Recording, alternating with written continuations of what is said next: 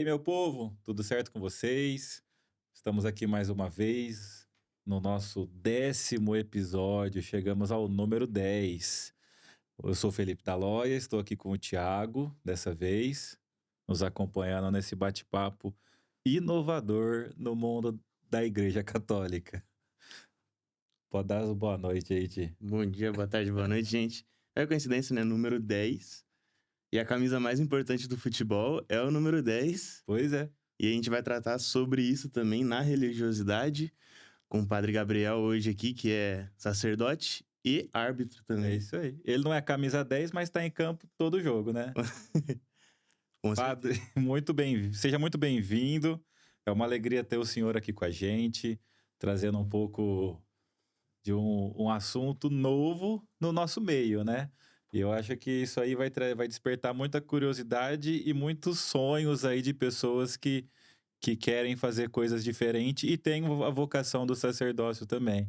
Muito obrigado, seja bem-vindo e que Deus possa abençoar essa conversa aqui, seja muito frutífera para nós todos. Eu que agradeço o convite de estarmos juntos aqui hoje. Muito obrigado pela oportunidade. E certamente olhar para o lado da religião, tentar introduzir isso dentro da temática esportiva é algo que tem feito muito parte da minha vida. E eu acho que pode realmente trazer bons princípios, tanto vocacional quanto profissional, para muita gente que gosta de esporte e que também tem a sua fé alicerçada na Igreja Católica, né? Com É certeza. isso aí, amém. Padre, então assim, a gente quer conhecer um pouquinho mais quem que é o Padre Gabriel, quem que é ele, de onde ele surgiu, né? Como que foi essa caminhada aí até o chamado, a vocação ao sacerdócio, essa parte dos esportes sempre foi envolvida na sua vida, não foi? Que o senhor possa começar aí lá de trás e a gente vai chegando até os dias de hoje. Bom, eu sou natural de Ribeirão Preto, né? Nasci dia 6 de outubro de 1993, já tô com meus 32 anos. E sempre tive uma ligação muito direta com a igreja e também com o esporte, né? O futebol, para mim, sempre foi uma paixão muito grande. E a religião, por mais que ela pareça hoje para mim algo essencial, desde pequeno eu já percebia algumas, vamos dizer assim, umas carícias de Deus, no sentido de se sentir chamado a alguma coisa que fosse além daquilo que os meus olhos podiam ver. Eu não conseguia interpretar isso como vocação ainda e, na verdade, eu demorei bastante para perceber. Mas a liberdade para ter contato com o lado religioso, isso desde pequeno, né? Sempre fui uma pessoa muito devotada. E isso, eu tinha minha vivência na igreja, com os meus pais, minha mãe. Depois meu pai começou um pouco, conforme eu fui crescendo, meu pai também começou a se introduzir dentro da vida eclesial. E, por assim dizer, entre minha adolescência, quase que já terminando ali o período da escola, do ensino médio, eu tentei, de alguma forma, me aproximar ainda mais na igreja com o serviço daqueles que jovem faz, né? Leitura, depois servir como acólito, como coroinha. E fui pro seminário, mas fui pro seminário também, mesmo já nos meus 17 anos, sem ter uma percepção muito exata do que eu queria.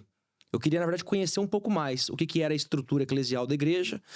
E realmente todo o processo de discernimento do seminário eu fiz depois que eu entrei. A gente sempre fala assim, tem encontros vocacionais que servem para motivar. Claro que eles ajudam, só que a gente consegue realmente discernir estando lá dentro, né? É um processo longo de formação, e que a gente faz filosofia, teologia, nós nos encontramos dentro de uma comunidade de pessoas que estão ali com o mesmo propósito que nós. Então, foi ao longo desse tempo que eu discerni. E aí, no ano de 2018, lá no finalzinho, dia 21 de dezembro, eu me ordenei padre. Depois de um longo período de discernimento vocacional, de formação. E há 6 anos, né? Esse ano eu já faço 7 de ministério ordenado. Sou padre atualmente lá da comunidade Nossa Senhora Desatadora dos Nós, no Jardim Cristo Redentor. Então, um pouquinho da minha biografia aí. Bacana.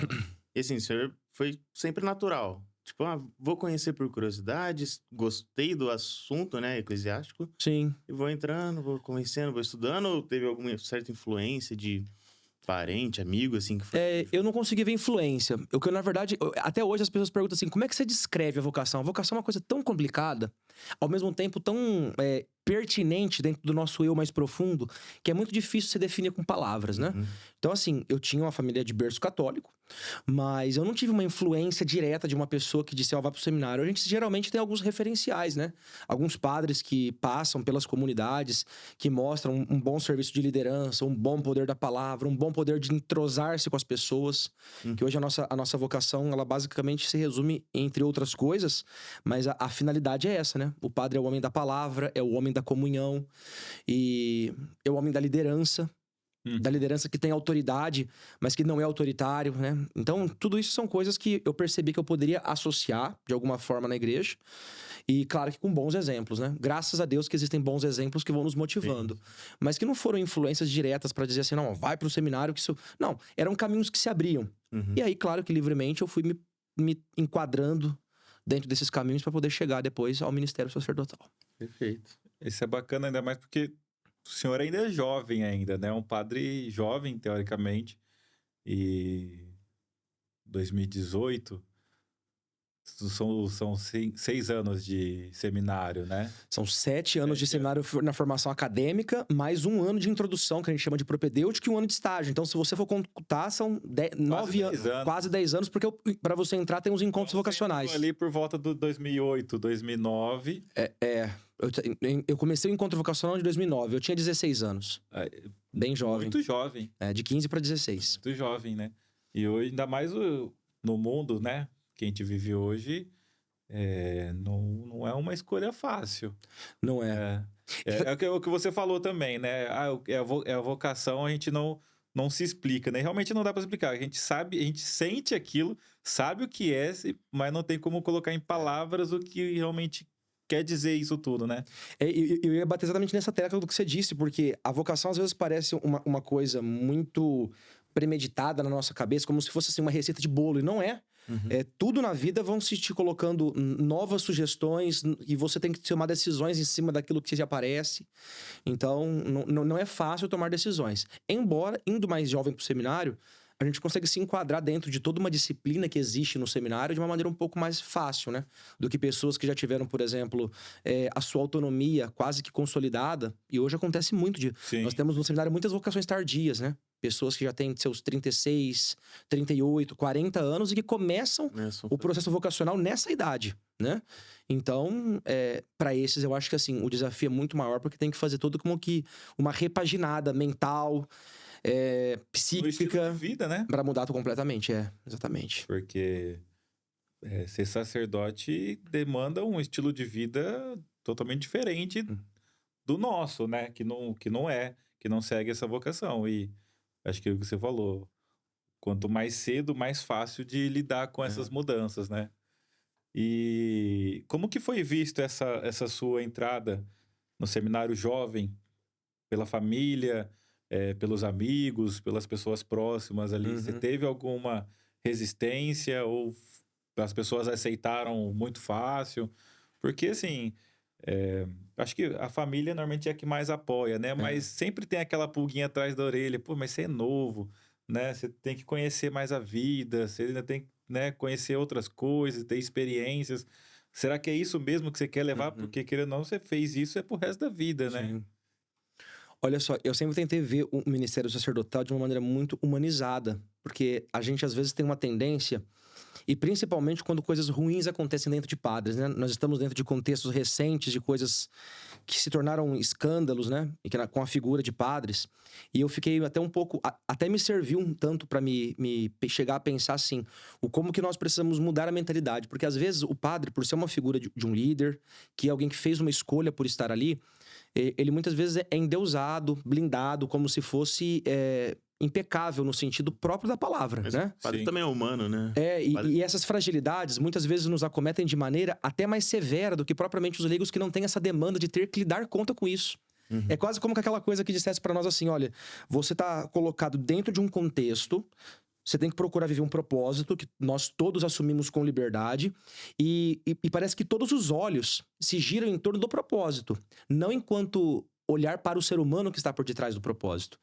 E aí, quando acontece uma queda, uma fragilidade, ou qualquer coisa que possa manchar minimamente a pessoa do padre, ele é colocado como o pior dos seres humanos. E quando, na verdade, o ministério sacerdotal fez de nós exatamente ministros de Cristo para sermos o quê? Os homens da misericórdia. Então, eu acho que a primeira coisa que a gente precisa quebrar é a ideia de talvez ter o padre como um semideus. E no imaginário popular, muitas pessoas veem isso. Sim. É claro que por sermos os primeiros a acolhermos a palavra e por vivermos em função da palavra, o nosso propósito tem que ser muito maior do que de pessoas que não assumiram esses propósitos, né? Embora todo cristão batizado, e aí eu bato nessa tecla porque eu acho que é o mais relevante, todo cristão batizado assume propósitos em comum com o batismo, né? Uma vez batizados, nós somos todos discípulos de Jesus. Então, a palavra que serve para mim como sacerdote serve para qualquer pessoa que está disposta. Uhum. Embora nós temos uma disciplina particular no que diz respeito, por exemplo, à vida do celibato, né? Nós não podemos casar, nós não podemos ter filhos, né? Nós temos que ter uma vida de disciplina religiosa, que em função do bem espiritual da igreja. Temos todo o cuidado pastoral na comunidade. Nós não vivemos dentro de uma comunidade religiosa. Eu sou um padre diocesano, né? Uhum. É até bom que o povo saiba a diferença. Os religiosos são os agostinianos, são os franciscanos. Nós não. Nós temos... O nosso carisma é o cuidado pastoral de uma comunidade. Então, claro que em comunhão com o nosso bispo, né? Sim. Então, esse tem sido a nossa disciplina. E eu procuro, assim... Desde muito jovem, eu procurei sempre viver com muita humanidade o meu ministério, pensando que Deus me deu uma graça muito grande, que não é minha, é dele, e que eu tenho que procurar viver de uma maneira, mesmo que muitas vezes falha, porque é o lado humano da vocação, mas procurar sempre colocar o melhor a serviço. E é o que eu tento fazer, né? Entre acertos e erros, quedas e reerguimentos, procurar caminhar com Jesus e deixar com que a palavra dele seja a primeira a me moldar, né? Enquanto discípulo e enquanto padre também. Isso é legal, porque eu trago um pensamento comigo até depois de conhecer histórias, né? Eu sou muito devoto de Padre Pio, né? E ele tem uma passagem que ele fala do sacerdócio, né? E até uma passagem até cômica que depois retrataram, né? Que é quando ele dá um tapa na boca de um fiel que começou a falar mal de outro sacerdote, né? E ele fala, né? Não interessa se ele tá fazendo coisa errada, ele é sacerdote. A partir do momento que ele põe a estola, põe a casula, né? Ele é Jesus Revestido pra de nós. Cristo. Ele é revestido de Cristo. Então, independente, a gente não pode criticar ele, crucificar ele pelas coisas erradas que ele faz. E é o que o senhor falou, né? A gente, infelizmente, a gente é humano, vocês também, né? A gente tá sempre sendo tentado ao erro, né? E não é por causa de acusações, de escândalos que acontecem que a gente vai tirar o mérito daquele sacerdote de que ele pode ser uma bênção para alguém, Sem né? dúvida. Na vida de alguém, independente do erro que ele possa ter cometido. Então, pelo menos é um pensamento que eu carrego comigo, né? Sem dúvida. Eu posso conhecer, posso olhar para aquele padre e saber que ele já fez uma porrada de coisa errada. Mas a partir do momento que ele tá ali no altar, ele é Cristo e eu tenho que aceitar aquilo, né? E se certamente ele se propôs a sair do erro e pra dizer assim, olha, assim... É porque a conversão, ela sempre é algo que vai todo o tempo da nossa vida ser uma proposta de vida para nós. Uhum. Conversão, eu gosto sempre de dizer, conversão não é um ato, é um processo. Então, houve equívocos.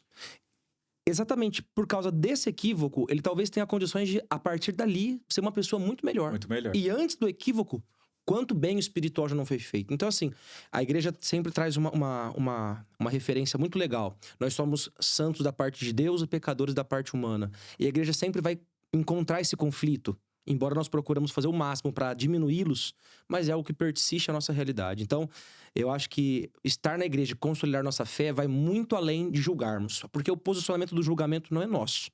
Toda vez que a gente entra para julgar, para querer expor alguém, nós estamos quase que dando um tiro no nosso pé. Porque não é a nossa vocação como discípulos.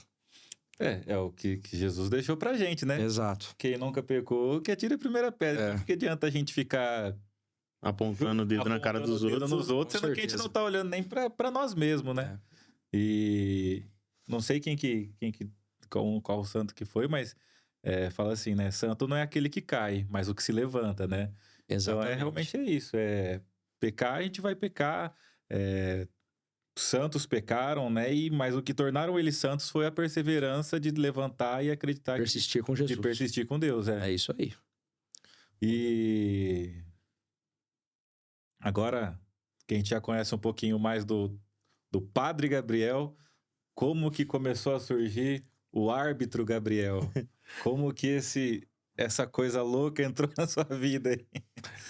Eu acho que essa seja a parte mais curiosa, embora hoje a igreja tem sempre tentado associar muito a questão do esporte à saúde física. E para ter uma boa saúde física, certamente nós precisamos também estar conectados com Deus espiritualmente. Ou seja, é uma relação, né? O corpo não se desfaz do espírito e o espírito precisa do corpo. Então, estar bem com o corpo é necessário para também ter uma boa saúde espiritual. No seminário se insiste com isso. Desde que eu estava lá, era uma tendência muito natural as pessoas engordarem, né? Por causa da disciplina que se tinha. Então, comia-se em horários certos, mas às vezes as ansiedades dos estudos engordava um pouco.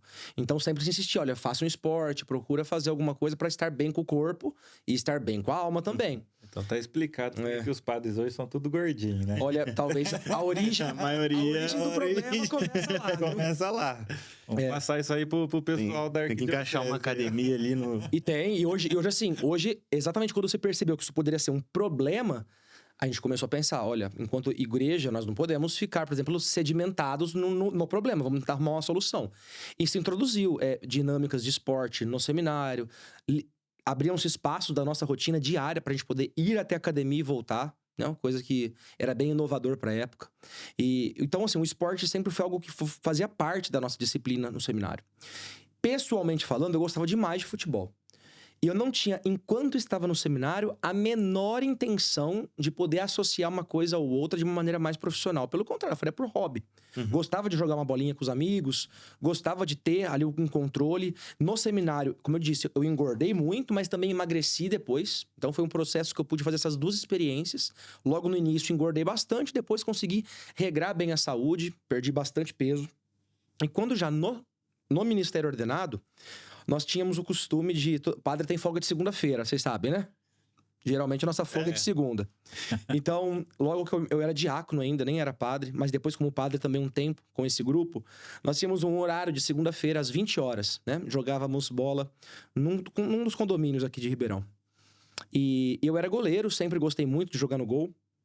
E eu me recordo que nós éramos 4 goleiros uma época, tinha bastante. E, portanto, 2 jogavam num período, 2 no outro. E no tempo que eu ficava lá fora, eu ficava reparando o tanto de que o jogo parava em função de discussão, de conflito. Ah, a bola é minha, não, a bola é minha. Não foi falta.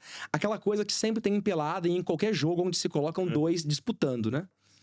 E de uma maneira muito despretensiosa, eu falei assim, semana que vem eu não vou vir pro jogo, não.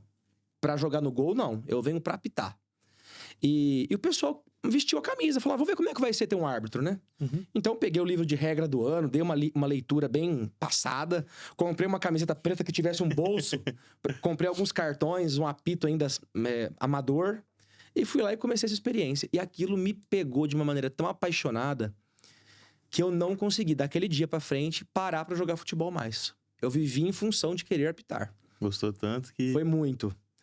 Amor à primeira vista. Amor à primeira vista. Uma coisa assim, apaixonante. Porque você se coloca dentro de algo que para mim era significativo. O futebol era muito importante. Você tinha esse, às vezes, na época da sua infância, o sonho de viver de futebol, alguma coisa? Nunca tive. Porque às vezes a gente Nunca. de infância, pô, aquele sonho de criança de ser jogador, não deu certo. O jogador frustrado vira árbitro, né? Não, mas não foi.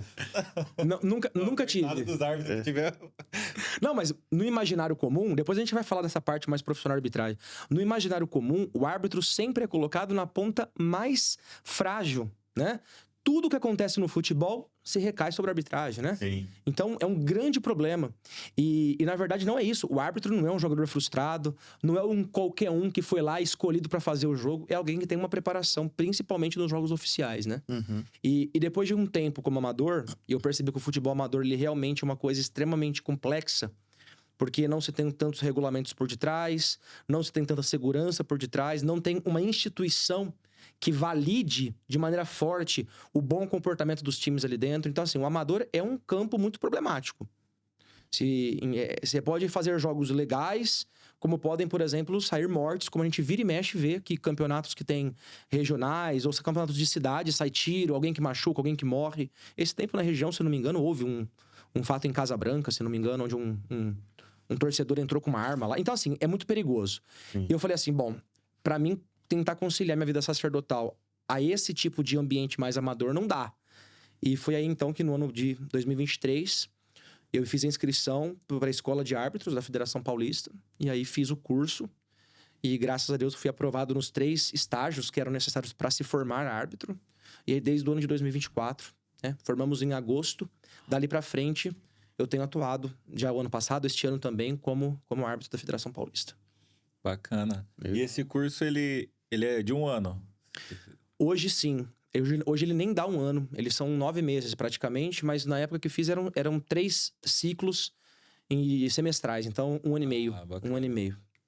Aí passa por diversos testes psicológico, físico, E aí, teórico. e aí que Deve eu vou... ser um... Eu acho que é bom ter essa possibilidade de abrir consciência. Eu acho que podcast é bom, qualquer coisa, na verdade, que traga boas informações, né, para as pessoas, porque é isso. Um árbitro hoje que vai fazer um sub-11 ou 12, né, que geralmente os jogos são conjugados no mesmo dia, ou uma A1 do Paulista, ele tem que passar pelo mesmo rigor de teste, seja ele físico, seja ele teórico e também psicológico, né, social. Não é qualquer um que se faz. Não é um amador que está lá fazendo. Se ouviu hoje muito, depois de alguns erros que acontecem, alguns equívocos, né, que aconteceram no Campeonato Brasileiro, aquela tese da profissionalização da arbitragem. Como se a preparação dos árbitros para as escalas que eles assumem não fossem tratadas de maneira profissional, né? Pelo contrário, há uma formação, há um curso. Esse curso é continuamente atualizado de acordo com as mudanças que podem acontecer nas regras, né? E a cobrança, para que se tenha um bom resultado, ela passa, claro, desde da arquitetura institucional que nos cobra, como também do próprio profissional que tem ali a sua carreira a zelar, né? Então ele procura fazer o seu melhor. É que, voltando no aspecto humano, e dentro de um jogo onde decisões são tomadas em frações de segundos, equívocos são sempre possíveis, por causa talvez de um posicionamento um pouco atrasado, de uma angulação que você não conseguiu pegar, né? Isso tudo é possível e sempre vai acontecer equívocos nesse sentido, né? A gente não pode também achar que a arbitragem, por mais profissional, por mais capacitada que ela seja, ela vai estar isenta de equívocos. Isso jamais. Isso é bacana. Eu não vou nem aprofundar no assunto, senão a gente vai falar só de futebol e das críticas com a arbitragem aqui, porque ontem mesmo eu já fiquei estressado ontem à noite. Mas é legal, é como o senhor disse, né? É um negócio bacana. A gente, por fora, né? Vendo do outro lado da televisão, a gente não tem noção de tudo isso. Imagino... Nós, como leigos, né? Os profissionais ali da imprensa, eu imagino que tenham um pouco de noção. E como que foi para a igreja aceitar essa sua escolha? Foi tranquilo? Imagino que deva ter tido um certo envolvimento com a arquidiocese, com o bispo, porque por mais que o padre diocesano hoje tenha essa liberdade de exercer outras profissões, né? A profissão que o senhor escolheu tá fora dos padrões de padre, né? Que nem eu falei no começo, né? A gente conhece padre de tudo que é tipo, cantor, escritor, autor, professor, né? Psicólogo. E você arrumou um hobby diferente, Olha, eu vou te falar a verdade. Enquanto eu estava no começo do meu trabalho pastoral na comunidade que eu tô até hoje, né? Na Nossa Senhora Desatadora dos Nós, por algum tempo eu tive a oportunidade de morar com o nosso bispo, Dom Moacir, né? Dom Moacir é o arcebispo aqui de Ribeirão Preto. E sempre comentei muito sobre minha vida com ele, nesse sentido de poder... ele sabia, né? Todo o meu envolvimento com o futebol. E eu acho que, assim, o mais importante é a gente ter muita transparência. Aonde é que está o elo? E eu acho que isso é muito importante. Onde está o elo entre o lado da vocação eclesial e o que isso pode favorecer, né? Trazer valores ao futebol. Exatamente a perspectiva de pensar que o árbitro ele é uma autoridade dentro do campo e que, como o agente da autoridade, nada melhor do que levar lá para dentro critérios como a verdade, a justiça, o respeito e tirar um pouco do futebol aquela ideia de que enquanto nós estamos disputando nós somos inimigos, não, nós somos adversários. E valores que iluminam a igreja a partir do evangelho talvez não, com certeza devem iluminar também o campo de futebol. Se nós pararmos para pensar, de um tempo para cá, o futebol, na sua estrutura mais institucional, quantas vezes não entram com campanhas de respeito, de tolerância, seja na questão homofóbica, quanto na questão racial? Ou seja, são valores. Esses valores são explicitamente católicos? Não, não são. Mas são valores que são tão importantes dentro do campo, como também na igreja. E eu acho que, nesse sentido, o meu ministério pode me ajudar exatamente nisso. A ser um agente transformador capaz de levar esses valores que são tão importantes e caros para nós na igreja de uma maneira ainda mais clara no futebol, né? E para que as pessoas entendam, acima de tudo, acho que o que mais falta dentro de um entendimento de jogo é, às vezes, essa separação de que não há inimizade. Você tem que ver o outro sempre como seu adversário. E por isso que a linha do respeito, da empatia, do cuidado, do zelo, ela não pode estar abaixo do que aquela regra do vencer a todo custo. Por muitas vezes a gente vê a vontade, a gana de vencer como esse, olha, eu posso tudo para vencer. Não, não posso. Eu preciso ter um entendimento que alguns valores devem iluminar a minha conduta como atleta. O atleta que joga, eu como árbitro, a comissão técnica que orienta, a torcida que muitas vezes, assim, chega a beirar o... Eu vou usar até uma palavra que talvez seja um pouco forte, mas no fim das contas é isso, né? Chega a beirar a perda de esperança pela humanidade, porque o que nós ouvimos dentro de torcidas... E é um fator que tende a desestabilizar partes, né? A torcida tem essa função, mas tem hora que eu me pergunto assim, a que preço que isso vale? Extrapola muito, né? Não sei se vocês acompanharam, no último domingo, inclusive o árbitro era da minha turma, o Guilherme. Nós tivemos casos, hein? Tava jogando nas quartas de final do Paulista Sub-12, Corinthians e Mantiqueira, né? E um menino, de repente, parou, sentou no campo e começou a chorar copiosamente porque ouviu de torcedores adversários ofensas raciais, né? Então, olha só, a que peso.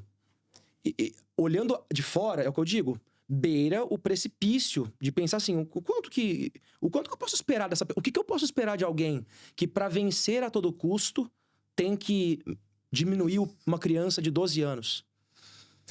Então, assim, entendam como que a igreja tem muito a dizer pelo futebol, né? Destruindo o sonho da criança, né? Eu não quero mais isso, né? Hoje o nosso mundo tá... Assim, eu sempre fui apaixonado por futebol, né? Sempre acompanhei o meu time e tudo mais. Gosto muito depois da revolução das internet, tudo. A gente consegue ter contato com os jogos de fora também, né? E sempre gostei de estar indo em estádios e tudo mais, só que hoje não tenho coragem de ir em estádio, né? A gente é palmeirense, nossa família é palmeirense, e meu sonho de criança era ir assistir um Palmeiras e Corinthians, que é o maior clássico do Brasil hoje, teoricamente. Pelo menos na minha visão, é o maior clássico. Só que eu não tenho coragem de ir num jogo desse hoje. Eu posso sair de lá morto? Entenda, tá vendo como é que a igreja não pode se abdicar, talvez, de transmitir valores? E, claro, dentro de um jogo de futebol, muitas coisas que acontecem lá fora são motivadas por uma falta de compreensão do que aconteceu ali dentro. Se perder um jogo, tá tudo certo. Ninguém queria. Mas acontece, o futebol vai definir um vencedor e um perdedor. E isso não pode extrapolar valores morais. Por exemplo, como pessoas que saem do campo e lá depois se degladiam nas esquinas porque um time ganhou e o outro perdeu. Então, aí foi exatamente em pensar que o futebol é algo que mexe com a cultura do brasileiro num todo, todos nós. Pode perceber, ou você gosta muito de futebol ou você não gosta, mas de alguma forma mexe com todas as pessoas. Né? Sim. E pensei, como que eu posso associar, levar o meu ministério para que, dentro da competição, de uma maneira mais profissional, eu possa trazer esses valores. Na prática da justiça, qual que é a função do árbitro, né? Pensando assim de maneira muito conceitual. Nós estamos lá exatamente para poder validar o resultado de um jogo que atletas fizeram. Então, como é que nós validamos? Com a verdade, né? E como é que eles deveriam desempenhar isso? Com muita justiça, com muito respeito, com muita empatia um com o outro. Esse ainda pode ser uma utopia, né? Mas esses valores são inegociáveis para nós, para mim como padre, e certamente deve chegar cada vez mais profundamente no futebol. E é isso que eu tento associar uma coisa e outra. Por isso que eu não consigo desconciliar o meu ministério com a arbitragem. Pelo contrário, eu vejo uma associação muito grande na maneira como posso ajudar o futebol nesse sentido. É um casamento aí que é bem desafiador, né? Muito. Porque a gente está conversando agora, as pessoas que estão ali, assim, as pessoas que vão para a igreja, a gente sabe que estão procurando alguma coisa. Agora, você não sabe o que as pessoas que estão indo para o estádio estão procurando, né? Então, é lidar com o inesperado, né? E quando o senhor entrou, né, escolheu essa profissão, né, de arbitragem, o pessoal lá da federação já sabia do seu sacerdócio? Ou você falou, vou entrar de penetra e depois eu conto? Na nossa ficha de cadastro, tem lá a profissão, né? E eu coloquei padre e professor, porque também eu sou professor. Também tento levar meu ministério de uma maneira mais profunda dentro das escolas, né? Eu dou aula em uma escola privada em Jardinópolis. E ensino médio, sou professor de filosofia e de sociologia. Então, lá no dia da inscrição, eu coloquei padre e professor. Não estava oculto de ninguém. Mas eu percebi que depois, como árbitro já formado, porque na escola, muita gente vai ceifar, é um processo natural. No processo seletivo, nós éramos quase 600 candidatos. Nossa turma formou em 45 árbitros. Caramba. Então, desde o processo seletivo até a formatura, é normal que ceife muita gente, né? Então, professor é muito comum, como eu disse. Eu dou aula em uma escola de ensino privado, né? E qualquer pessoa que você vai ver lá dentro do quadro são professores, talvez de educação física. Então, isso é comum. Agora, o professor, ok. Agora, o padre, nem tanto. Depois de formado, até minha própria turma não sabia o que eu era no todo padre, né? Os que formaram comigo souberam no finalzinho. E há mais ou menos uns 2 meses, 2, 3 meses, a própria comissão de arbitragem me chamou até São Paulo, né, para que nós pudéssemos fazer uma entrevista. Tanto que essa ideia de publicar a minha vida como entre o altar e o apito, que foi o nome que se deu lá para a matéria, né? Foi uma iniciativa da própria Federação Paulista, foi os veículos de imprensa da federação quem publicaram por primeiro, foram os pioneiros.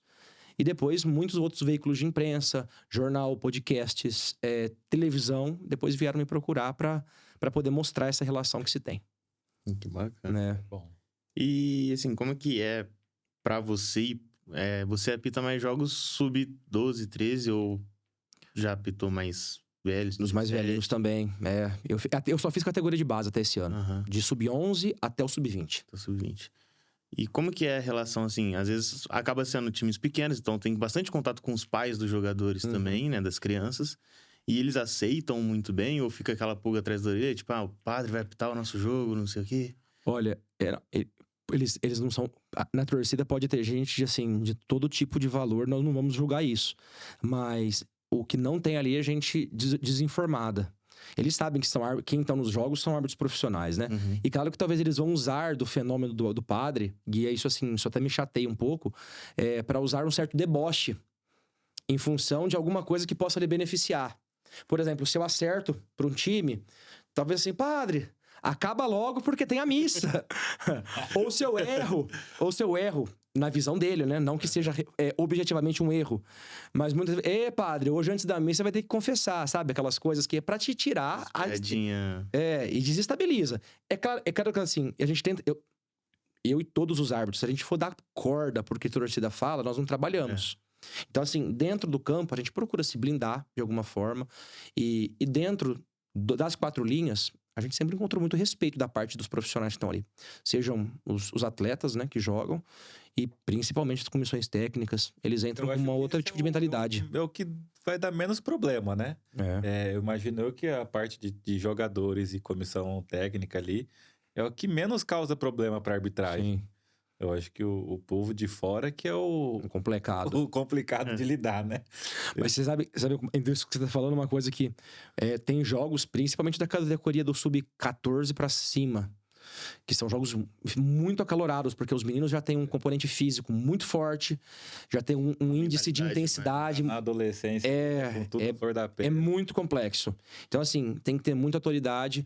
Não é toda hora que você consegue falar assim, meu filho, vai com calma. Tem hora que você tem que chegar com uma autoridade muito firme para você controlar o jogo. Não é tão simples assim. Embora eles já tenham uma mentalidade dentro desses campeonatos de mais respeito entre si. Às vezes sai um pouco fora da tônica, quando sobra um braço, uma pegada mais forte. Mas não é nada que a gente não consiga também controlar sob o aspecto da própria função que nós temos como árbitros, né? Bacana. Você falou do pouco de deboche, né? Quando começou a surgir as notícias, né? As coisas falando um pouco mais do senhor. Eu tenho um grupo de amigos aqui que a gente tá sempre falando de futebol, né? E a gente, todos são católicos também, sempre muito envolvidos na igreja. E aí ele falou assim, porra, quero ver quem vai ter a cara e a coragem de se confessar com ele falando que xingou ele no jogo de futebol. Foi porque, cara, tudo bem que é padre, mas que dá uma vontade de xingar na hora é foda. Então, assim... Ali no calor do momento. O padre diz, me perdoa por ter falado aquilo pro senhor no campo, mas não foi o querer. Mas olha só que coisa mais interessante esse fenômeno, se me permite uma análise. Isso já é um processo de conversão. Porque entender que talvez num contexto de torcida eu passei do limite e que aquilo não é o valor que eu quero orientar a minha vida, é muito interessante. Então, eu certamente com muito prazer acolheria a confissão dele, porque eu acho que é um motivo a mais pra gente poder entender o futebol de uma maneira mais humanizada. Eu acho que isso é muito interessante. E é muito comum a gente perceber que as pessoas, ao descobrirem no campo, como eu falei, você tem de tudo, menos desinformados, né? Muitas pessoas, às vezes, tomam um pouco de comportamento diferente por saber que é o padre, né?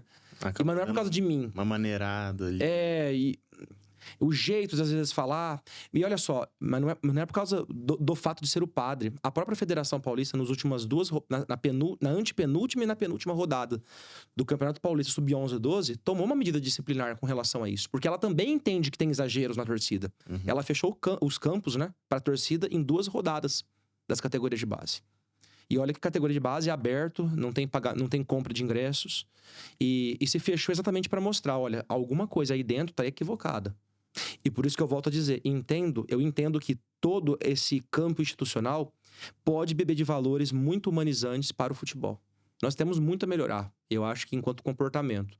E certamente com o futebol mais humanizado, nós teríamos menos episódios de desrespeito, de preconceitos, de intolerâncias e aí vai. Acho que isso é muito importante. Com certeza. Eu pensei em 2 perguntas aqui, eu tô tentando fazer ela da melhor forma. Padre, assim, voltando um pouquinho que a gente falou no começo, né? O senhor mesmo disse que hoje a sociedade olha para o padre como uma pessoa exemplar, né? A ser seguido, né? Você acha que essa sua atitude, né? Esse seu empenho em trazer essa outra formação para a sua vida, né? É algo que pode trazer principalmente os jovens, né? Para o lado mais católico, ou até incentivar eles a estar mais dentro da igreja. E até vice-versa, às vezes a trazer padres, né? Outros padres que também têm, às vezes, intenção de fazer outras coisas para não desistirem e usarem dessa outra profissão dele para evangelizar, né? Porque o senhor está dentro de campo, mas, querendo ou não deixa de evangelizar, né? Da forma, no limite que é possível ali dentro do campo, né? Eu acho que a gente não pode correr o risco de deixar com que uma coisa desconecte a outra. E é onde eu tenho tido maiores preocupações para que não permitir com que, por exemplo, o ministério sacerdotal tenha algum prejuízo em relação ao ato de eu estar apitando jogos de futebol. Até porque a gente trabalha com escalas, muitas vezes a gente precisa se organizar bastante para que uma coisa não atrapalhe outra. E até hoje, graças a Deus, eu tenho conseguido cumprir bem esse projeto, né? De associar as duas coisas sem que uma atrapalhe. Então, o meu termômetro pessoal é esse.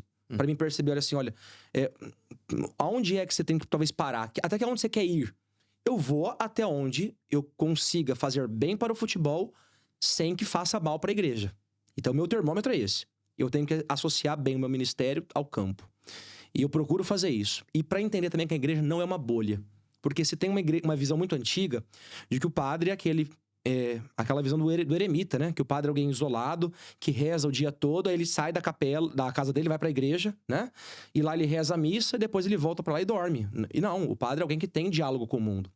Desde o Concílio Vaticano II, né? Se fala muito da capacidade que a igreja tomou de abrir diálogo com o mundo. Chamou isso de adornamento, né? Os documentos do Vaticano II trouxeram como perspectiva muito essa capacidade que a igreja tem de dialogar. E como que nós podemos dialogar no mundo? Mostrando que a igreja, ela não é só, por exemplo, a vida sacramental. Dentro do campo de futebol, eu posso viver o meu discipulado. Dentro do campo de futebol, eu posso viver minha vocação. Dentro do campo de futebol, eu posso ver os outros com o mesmo olhar de quando eu entro na igreja e sento no banco com o irmão do meu lado. Embora as perspectivas são diferentes, mas os valores não são. E por isso que eu volto a dizer, você usou uma palavra que foi muito legal. É desafiador tentar levar essa perspectiva para o campo. Mas é, ao mesmo tempo, muito significativo para mim. E eu acho que é bom que as pessoas entendam. Porque viver a nossa expressão de fé dentro da igreja é até muito simples, né? Nós estamos lá com o propósito, nós celebramos a missa, nós confessamos, nós conhecemos aquelas pessoas que já são do nosso vínculo. Mas e lá fora? A missão continua. Quando o padre despede da missa, olha, ide em paz, o Senhor vos acompanha. Ele tá querendo dizer o que pra nós? A missa terminou, agora a missão começou. Então, aonde é que vai ser essa missão? Vai ser no campo de futebol, vai ser na escola, vai ser no trabalho, vai ser na família. E esses valores que nós bebemos na igreja devem chegar lá nesses lugares, inclusive no campo.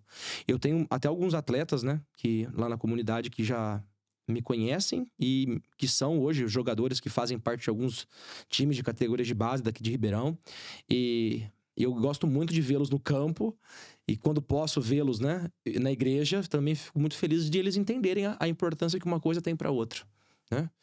E pode, sem dúvida, fechando aquela pergunta que você fez, despertar muito o horizonte de que o padre diocesano, principalmente, ele tem capacidades de servir a paróquia, de administrar a paróquia, mas também ele pode ajudar o mundo a ser melhor evangelizado de uma maneira que extrapole apenas as quatro paredes da igreja, né? Isso é muito importante. Isso é bacana. E puxando um pouquinho da fala do senhor, o senhor tem alguma ambição dentro dessa profissão? O senhor tem vontade, às vezes, de apitar jogos? Mas me perguntar, você fez a formação até o sub-20, né? Sim. Ou aí tem outra formação pro profissional? Não tem.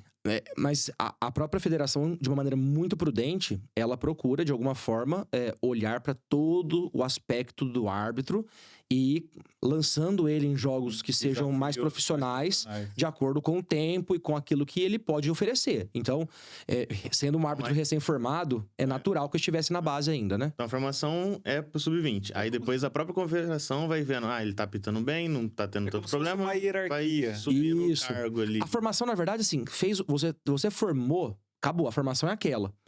Todas as atualizações que nós recebemos, todos os árbitros do quadro recebem de maneira conjunta. Então, assim, não tem um árbitro que é só para a categoria de base. Mas as escalas, elas vão...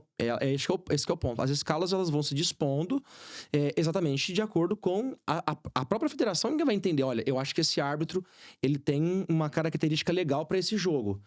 Vamos dizer assim, como árbitro recém-formado, não se conhece muito das minhas características. Então, aos poucos, vão se lançando. E o que é importante a gente só entender? Para fazer jogos que extrapolem o estado de São Paulo, a federação precisa aí sim indicar árbitros para o quadro nacional. Aí são os árbitros que já não são só mais do estado de São Paulo. Eles pertencem à Federação Paulista, mas também tem o escudo da CBF, que dá chancela para eles fazerem jogos de nível nacional. E aí eles vão começar a fazer Campeonato Brasileiro, das categorias de base, Campeonato Brasileiro da Série D, C, então, B e A. Teoricamente, hoje você só poderia apitar o Campeonato Paulista. Sim. Da base até o profissional, sim, só o paulista. Eu e a grande maioria dos árbitros, né? Então, porque são poucos os árbitros que são perto do tamanho do quadro, né? São poucos os árbitros que têm a chancela CBF. E destes, alguns também são eleitos para jogos internacionais, que são os árbitros FIFA. Esses sim fazem jogos internacionais. Você vai passar de uma categoria para outra, né? Paulista, nacional e internacional. Sempre nessa mudança, você é passado por algum teste, muitos. Por alguma preparação também para isso tudo. Por mais que o futebol é o mesmo, né? As regras provavelmente devem ser as mesmas. Claro. Mas, querendo ou não, você vai enfrentar coisas maiores. Né? Pode perceber, os árbitros já repararam que nos grandes jogos estão sempre os mesmos árbitros. Sim. Por quê? Porque eles são às vezes separados para fazer uma concentração, para poder receber um tipo de orientação específica para determinado jogo. Os testes físicos, eles são feitos de uma maneira ainda mais intensa. Porque não são que nem os testes da FIFA, não são feitos nas federações, eles são feitos lá na sede da Conmebol. Então, são outros tipos de cobranças, né?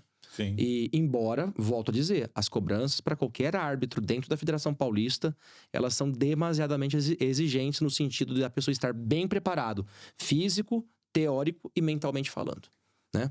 Tanto que, por exemplo, estamos no meio da preparação para os testes físicos para o ano que vem, né? Os testes que nós fazemos no campo, para aprovação, são de índice FIFA.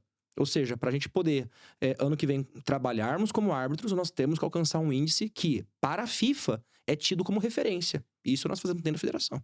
Então, não se muda muita coisa. Uhum. O que se tem, na verdade, são indicações, e esses árbitros vão recebendo um tratamento mais de perto, vamos dizer assim, para que ele tenha bons desempenhos, até porque o cara que chega a ser um árbitro nacional ou internacional, ele vai trabalhar em grandes jogos e com uma escala frequente. Dificilmente você vê um árbitro FIFA que esteja fora de uma rodada do Campeonato Brasileiro. Ele tá sempre repetindo os jogos. Tá sempre pelo menos duas... praticamente 2 vezes por semana, né? Quarta e domingo. No final, E aí, falando da ambição, até onde eu gostaria de chegar? Eu não vejo limites desde que aquele termômetro Não pessoal atrapalhe. não atrapalhe a minha vocação na igreja, né? E eu nem digo assim no ofício que eu estou hoje. Eu digo enquanto padre. Porque eu acho que se às vezes essa audácia de ser um bom profissional tende a ferir ou machucar a minha opção fundamental como padre, eu preciso entender até onde que eu posso controlar uma coisa e outra. Porque a minha opção fundamental é o ministério, né? E da parte de arbitragem, eles aceitam a opinião do profissional? Tipo, eu queria te colocar, vou dar um exemplo, né? Para começar a apitar os campeonatos nacionais. Só que aí você vai ter que viajar toda semana, né? Dependendo de onde for o jogo. E se você falar, não, eu não quero apitar esse jogo, eles aceitam numa boa? Ou... Na verdade, todos os jogos são previamente dados a nós por escalas. Então, antes da escala, você coloca as suas disposições de tempo para você fazer aquele jogo. Então, se você coloca lá uma disponibilidade integral, quem escala vai entender que você pode fazer dependendo qualquer dia. Do horário, você Isso. pode. Esse ano, por exemplo, por vários domingos, né? Eu mandava lá a mensagem, o e-mail para a federação, dizendo que nos domingos de manhã eu tinha indisponibilidade para atuar. Que era, por exemplo, os campeonatos dos B13 e 14. Eu fiz só 3 ou 4 jogos dessa categoria. E, teoricamente, eram os jogos onde eu tinha mais condições de estar na minha fase inicial de carreira. Mas muitas vezes eu falava, não posso. Aí eu ia pro 11 e 12, que era no domingo à tarde. Fiz bastante jogo dessa categoria. E se era perto, eu conseguia voltar pra missa da noite, por exemplo, na paróquia. Se era mais longe, teve dias que eu fui pra Catanduva, Olímpia, que tava bem longe de Ribeirão, né? Aí eu precisava pedir a ajuda de um padre, aí ele me ajudava à noite. Então, dava sempre pra poder regrar, né? Uma coisa e outra. Agora, por exemplo, ficar um final de semana todo fora, que às vezes pode acontecer como um árbitro que faz um jogo do Campeonato Brasileiro. Ele vai sair no sábado à noite pro jogo, pra poder concentrar um dia antes e vai voltar segunda-feira. Teoricamente, isso seria algo bem complicado pra mim.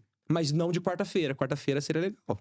Daria pra fazer um deslocamento. Então, assim, Quem sabe onde dá pra organizar. Dá pra ver o Padre Gabriel apitando um brasileirão aí. No... Então, assim, claro que a gente tem esse sonho, mas isso tudo, eu não me envaideço com nenhuma dessas possibilidades. Não Cada tem dia, essa pressa, né? cada dia que é a sua preocupação. E aonde a federação até hoje precisar de mim, eu tô disposto a fazê-lo. Que bacana. Tem alguma pergunta aí? Vixe. Eu falei, Não vai dar tempo. Já estamos indo para os últimos minutos. Tem alguma história, algum momento assim que acabou sendo até engraçado do senhor dentro do campo, às vezes por deixar o lado padre falar mais alto, mandar um Deus te abençoe, um filho vai lá. Olha, que eu me recorde, eu acho que eu não... Até porque, por ter pessoas talvez de outras confissões que não sejam confissões católicas, a gente tem que ter um cuidado muito grande no traquejo, né? Até isso a gente recebe como orientação. As pessoas pensam assim, o padre pode ser o árbitro pode ser um falastrão lá dentro. Claro que não, ele tem que ter uma conduta muito regrada com a linguagem, o conceito que ele vai usar para que não dê margem para nenhum tipo de situação. Então, eu nunca procurei levar muitos conceitos próprios do nosso meio. Por exemplo, qualquer pessoa que entra na igreja viu o padre lá na porta, ô padre, a bênção, Deus abençoe. Se os jovens já me pediram a bênção dentro do campo. E aí eu dei, mas não é uma coisa que parte de mim, né? Veio dele, não você. O jovem que percebeu, opa, dá benção. Eu falei, Deus te abençoe. Agora, entre os próprios árbitros, muitos deles que já conhecem, e até de uma maneira muito simpática, né? Eles têm todo esse carinho. Muitos deles pedem a bênção quando chegam no jogo. Fala pra benzer a trave. Não, nunca aconteceu, não. Pensou a chuteira, pá. Nunca aconteceu. E assim, é muito comum nós rezarmos, né? Antes do jogo, para pedir a Deus um bom discernimento nas decisões. É legal que quando a gente se encontra, quando eu tô escalado, eu falo assim, hoje eu não tenho nem coragem de puxar a oração, hein, padre? O senhor puxa? Nas suas mãos. E claro que a gente reza sempre para que o jogo não... O que é o melhor pra gente poder rezar, né? Colocar como intenção. É para que o jogo seja bem jogado, que seja disputado com toda a lealdade possível, que nós possamos fazer um bom trabalho, independente de quem vai ganhar. Claro que aí o jogador tem sempre aquele lado, né? Alguns levam um terço, outros batem a mãozinha na trave e rezam Mas essa parte fica um pouco mais até mesmo para superstição, né? O lado religioso, mais supersticioso. Mas eu sempre, quando eu entro no campo, eu proponho aos que estão comigo nas escalas e também rezando na intenção dos jogadores que façam o melhor, que possa ter respeito, que a gente possa fazer um bom trabalho. Que no fim das contas o futebol é um espetáculo rico, no sentido cultural, ele é maravilhoso. Então a gente tem que procurar fazer o melhor para que isso seja cada vez mais elevado, de uma maneira humanizada e com os valores do evangelho, mesmo que de maneira implícita. Eu acho que esse é o nosso desafio. Deixar sempre nas entrelinhas ali a palavra. Ô, padre, como é pra você, assim, igual você falou que tem, às vezes, o deboche, né? Você, assim, como padre, às vezes, no calor do momento, dá vontade de acabar xingando alguém, falando alguma coisa, alguma besteira. E qual que é a dificuldade que você sente? Essa parte é complicada no começo, enquanto eu ainda não estava dentro do quadro institucional da federação. Vários jogos amadores que, assim, mesmo de jovens, né, de crianças... Vira e mexe, pais chegavam perto do alambrado e começavam a provocar algum tipo de situação, que nem que fosse em relação aos fatos de ser padre ou não, né? E eu tinha aquela tendência, às vezes, de responder. E o responder nunca é uma resposta leve, é uma resposta agressiva. E aí, com o tempo, eu passei a ignorar. Eu percebi que, assim, a única resposta que eu preciso dar é para os que estão envolvidos no jogo. Atleta, comissão técnica. Então, assim, o que se fala pode até que, assim, de alguma forma, perturbar, magoar, internamente falando, exatamente por pensar como uma pessoa chegou àquele exemplo, àquele contexto para falar tal coisa. Isso assim, exatamente me deixa muito chateado por pensar que a pessoa perdeu o limite de senso de responsabilidade que ela podia ter. Embora, como eu disse, torcida é um fenômeno à parte. A gente tem que se blindar disso e procurar viver lá dentro. Então, é ignorar. A torcida não é imparcial, né? Vai torcer sempre. Claro. Próprio time ali. Não adianta, você pode fazer o melhor trabalho como árbitro, um trabalho tecnicamente perfeito. Se não agradar a decisão da torcida, a torcida vai falar que o árbitro é ladrão, que ele roubou, que não sei o quê. Que não... Na verdade, nenhum tipo de palavra dessa define um trabalho conceitual do árbitro. Sim. Porque e aqui eu quero só dar, até aproveitando, né? Muito do que se diz do árbitro não é a realidade, né? Sempre se coloca a idoneidade do árbitro, o caráter do árbitro, as intenções do árbitro sob a premissa do erro, né? Olha, o árbitro errou, logo ele é ladrão, ele é malfeitor, ele não presta, ele tá vendido, pagaram propina pra ele. Isso não existe. O que pode existir, como há muito tempo se averigua nos campos e não se encontra, é a pessoa se vender. Mas o corpo institucional, ela prepara o melhor árbitro para estar naquele jogo e para fazer o seu trabalho. Então não tem essa de má intenção, não tem essa de estar vendido, não tem essa de dizer assim, eu gostei mais do amarelo do que do branco, portanto eu vou puxar o saco pro time dele. Isso não existe. O que acontece é o jogo. E como às vezes a decisão vai em favor de um time e contra o outro, se cria dentro daquele imaginário de torcida essa mácula, né? Que sobre a imagem do árbitro, que é uma imagem completamente errônea, equivocada. Nós não temos pessoas lá que têm mau caráter. Pelo contrário, nós temos profissionais que estão procurando desempenhar da melhor forma possível, ainda que passíveis a equívocos. Isso tem que ficar muito claro. Eu acho que, falando nessa questão de erros, né? Realmente, eu imagino que nenhum árbitro entra em campo com a intenção de errar, né? Claro. Eu fico, às vezes, o meu lado torcedor fica chateado e puto às vezes, é porque hoje a gente enxerga os grandes jogos e hoje tem muita tecnologia envolvida, né? Acho que diferente do de base, que eu acho que não é só os 3 árbitros de campo ali, Sim. né? E é ver que, tipo, pô, o cara tem condições de às vezes consertar aquele erro, né? Tem toda uma equipe e às vezes ainda assim passa a batida. Eu acho que essa é até a sensação de muito torcedor, né? Tipo, pô, errou, mas tem uma equipe ali de quase 10 árbitros, né? Juntando os 4, 5 de campo, mais os que estão hoje. Tem No VAR, né?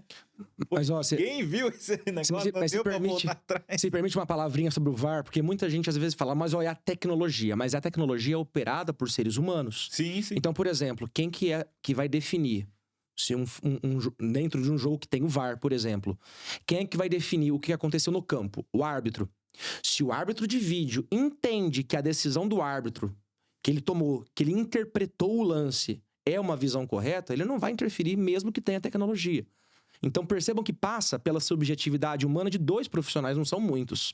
Uhum. O árbitro viu no campo. E se o VAR concorda com o que o árbitro viu no campo, não há revisão. Porque eles chegaram num consenso, né? E tivemos, por exemplo, lances que vira e mexe, toda rodada tem lances que são desse nível mais subjetivo. Sim. Se é uma mão de contato ou se é um empurrão. Que isso o árbitro em campo entendeu, por exemplo. Nós tivemos um jogo, o último jogo do Campeonato Brasileiro, que foi praticamente a final do campeonato, né, antecipada. Palmeiras e Flamengo jogaram logo no começo, com 2 minutos de jogo, que ninguém espera um lance capital, mas pode acontecer. Teve aquele lance do empurrão dentro da área, né? O que você entende? Pode ser um pênalti ou não pode? Ali é um lance que o árbitro vai interpretar o impacto que tem aquele empurrão. E se ele desse o pênalti também, o VAR acho que não chamaria. Porque ele entendeu que houve um impacto e o árbitro deu no campo. Então, entenda que vai passar coisas por subjetividade. Agora, olha como que E a gente tem que entender o critério da arbitragem nesse sentido. Agora, olha como que o VAR trouxe maravilhas. Por exemplo, impedimento, 99% dos casos de impedimento são corrigidos hoje quando há equívocos. Sim, sim. Às vezes a gente reclama, nossa, mas olha o ombro dele tá errado. Porque a gente não entende a mecânica do VAR. O VAR tem uma tecnologia que não é ruim, né? Se traçam linhas para se ver o que está na linha horizontal e na linha vertical. Só que na hora de traçar, tudo parece que está na linha do chão. Então, a gente não consegue interpretar direito aquelas linhas, mas a tecnologia é boa. Em casos de impedimento, o VAR veio para corrigir praticamente 99% dos casos. Então, é uma ferramenta boa, com certeza. Para já encerrando, eu tenho agora mais uma pergunta assim, mais técnica e depois uma mais do seu dia a dia, né? Falando nessa questão, né? Hoje a gente tem o árbitro de VAR, o árbitro de campo, bandeirinha, essas coisas. Todas essas pessoas passam pelo mesmo teste. Sem dúvida. Então, se uma pessoa, por exemplo, quer te escalar como bandeirinha de um jogo, ele pode. Ou não. É outra coisa. Porque eu sempre tive na cabeça que todo mundo passa pela mesma... Todo mundo ali, árbitro, tem capacidade de apitar. Uhum. Mas por que aquela pessoa virou bandeirinha, aquela é árbitro, aquela ali... hoje, né? Vai ser só do VAR. O quarto árbitro, né? Que fica à beira do gramado ali. Como que funciona essa divisão ali? Existem alguns critérios que são legais. Primeiro, quando você entra no curso e após um tempo... Quando você entra no curso, não tem divisão. De quem que é quem que é assistente, a gente chama bandeirinha hoje de árbitro assistente, e quem que é árbitro central. Não se tem essa divisão. Quando você está entrando no último módulo, aí você tem que definir se você será árbitro assistente ou se você vai ser árbitro central. A própria pessoa escolhe. A formação é idêntica. A formação é idêntica, todo mundo recebe a mesma formação. Mas para posicionamentos de campo, e aí a última parte do curso é sobre isso, é como que você posiciona, como que você corre, como que você busca os atalhos do campo, como que você angula o corpo. Isso é diferente, porque o assistente, por exemplo, corre de maneira mais lateralizada. Uhum. O árbitro precisa ter tiros de alta intensidade. É diferente. Então, no último módulo do curso, aí sim a parte prática tem um pouco de diferença. Embora... a divisão é essa, é árbitro central e árbitro assistente. O quarto árbitro é um árbitro central, mas como ele ali é uma peça de bastidor, se acontece, por exemplo, de um árbitro assistente machucar, aconteceu comigo. Eu fui escalado de maneira, entre aspas, né, improvisada, por causa da dificuldade de achar gente de escalar naquele dia, como assistente num jogo. Aconteceu, normal. E durante o jogo, eu torci meu pé de uma maneira muito, muito feia. Não dava pra ficar em pé, ainda mais correr. E eu tive que sair. E então o quarto árbitro fez o papel do assistente. Então o quarto árbitro pode fazer porque ele tem capacidade para fazer. Ele recebe também informação. Então ele tá ali como um suplente, cara. Isso, mas Não tá ali só pra calmar os técnicos. Mas não, pelo contrário. Acontece muitos casos onde ele precisa entrar como um substituto. Ou, geralmente, do árbitro central. É bem difícil você ver um assistente machucar, mas acontece.